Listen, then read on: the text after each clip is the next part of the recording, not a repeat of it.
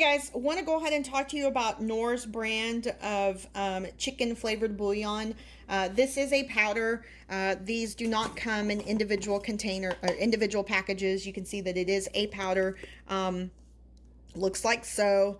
And basically, you would use 1 teaspoon of this for every cup of water.